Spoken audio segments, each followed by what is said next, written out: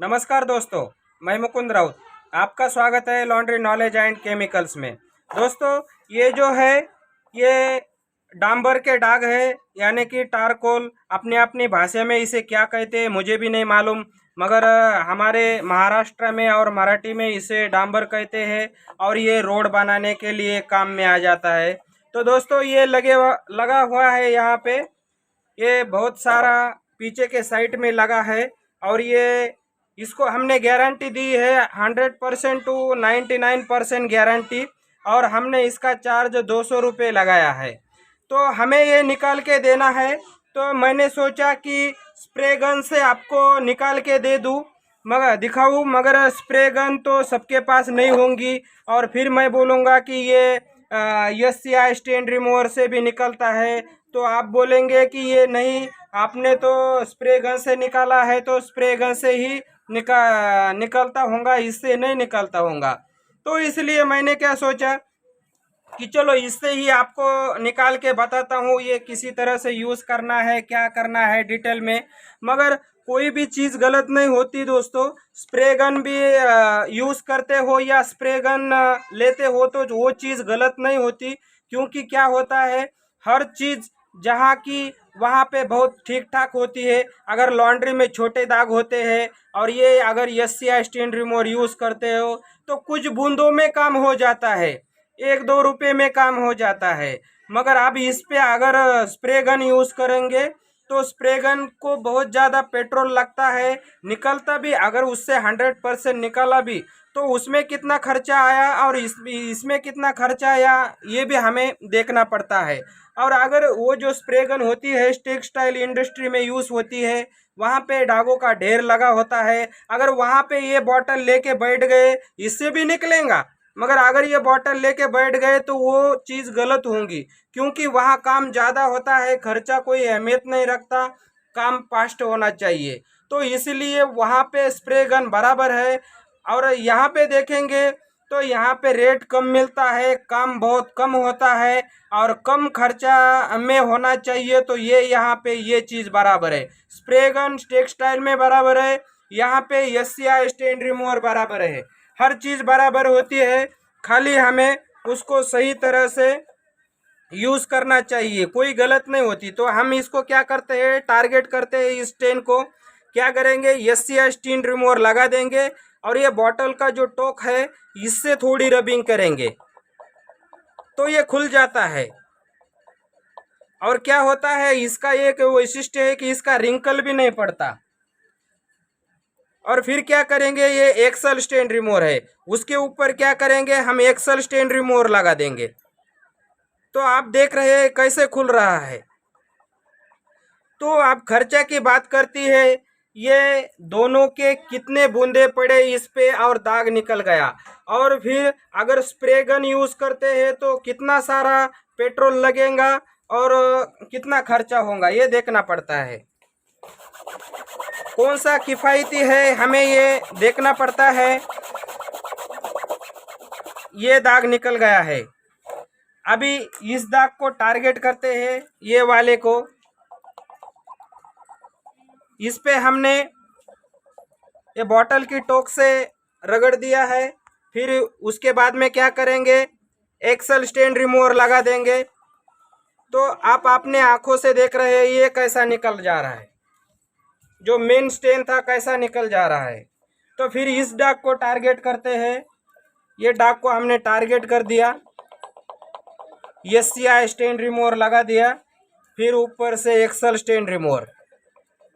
Chemical बहुत कम खर्चा होगा और जल्दी भी निकलेगा, मगर कोई चीज़ गलत नहीं होती है। ये देख लीजिए, ये निकल गया। इसी तरह से क्या करेंगे, ये लंबे दाग को टारगेट करेंगे। तो इतने दाग को हम टारगेट करते हैं। इसको हमने टारगेट कर दिया। अभी axle stand remover, axle stand remover लगा रहे ऊपर से। जैसे ही हमने एक्सल स्टैंड रिमूवर ऊपर से लगा दिया, आप ही देख रहे हैं कि पूरा निकल गया, ब्रश मारने की तक जरूरत नहीं है।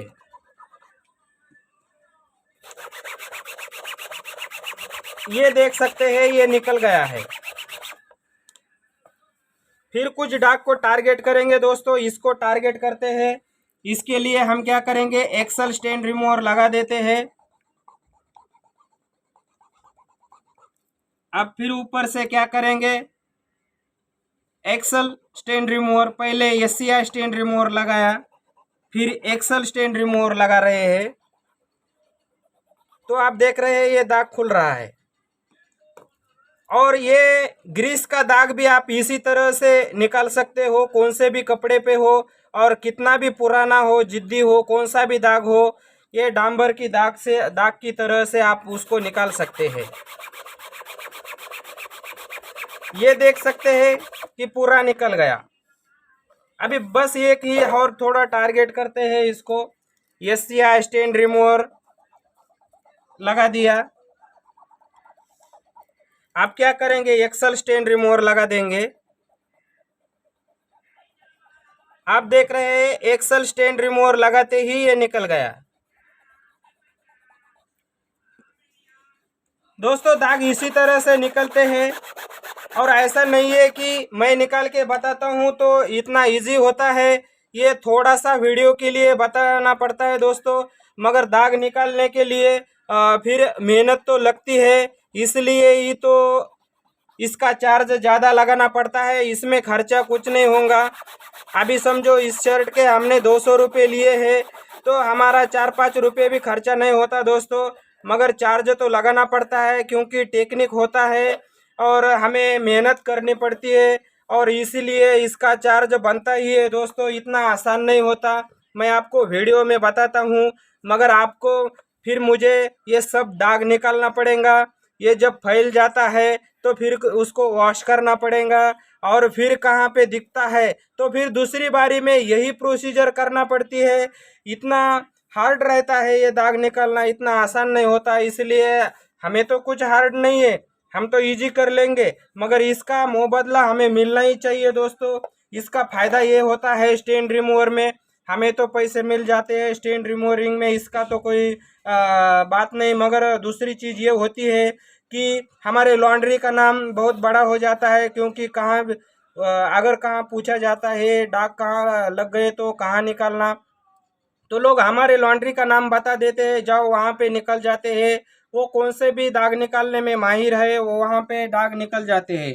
तो क्या होता है कि वो हमारे लॉन्ड्री में आ जाता है, एक बार हमारा नाम हो गया तो फिर हमें ज़्यादा मेहनत करने की भी नहीं ज़रूरत होती। नाम कब होता है, हम अगर मेहनत करते हैं तो हमारा नाम होता है, कुछ एक्स्ट्रा टेक्निक यूज़ करते हैं तो हमारा नाम होता है, और जब हमारा नाम होता है तो हम हट के काम करते हैं, तो दूसरों से हम 2-4 रुपये जनरल में भी रेट ज़्यादा ले सकते हैं, क्योंकि वो कस्टमर बोलते हैं उनका काम ही अलग है तो उनका रेट ही अलग होगा, मगर वो काम बहुत अच्छी तरह से करते हैं।